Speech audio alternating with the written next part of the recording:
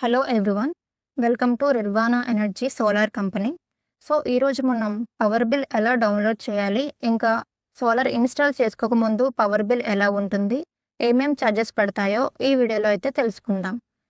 ఇప్పుడు Google or chrome ఏదైనా browser open చేసి అందులో ఏపీఈపీడీసీఎల్ అనే వెబ్సైట్ని సర్చ్ చేసి క్లిక్ చేయగానే అక్కడ కొన్ని ఆప్షన్స్ అనేవి కనిపిస్తాయి.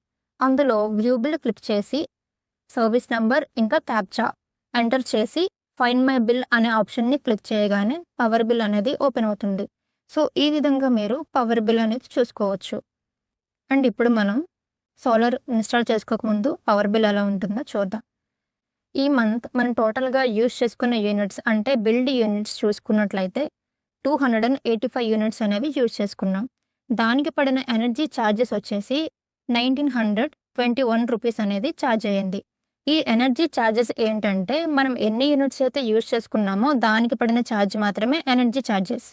అండ్ మనకి ఇక్కడ ఏంటంటే ఎనర్జీ ఛార్జెసే కాకుండా రిమైనింగ్ డిపార్ట్మెంటల్ ఛార్జెస్ కూడా ఉంటాయి.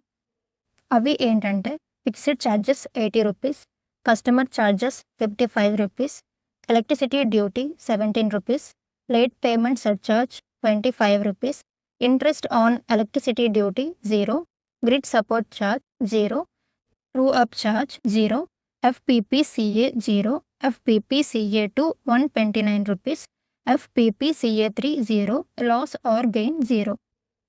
ఇలాగా డిపార్ట్మెంట్ ఛార్జెస్ ఇంకా ఎనర్జీ ఛార్జెస్ టోటల్ అమౌంట్ వచ్చేసి 2227 రూపీస్.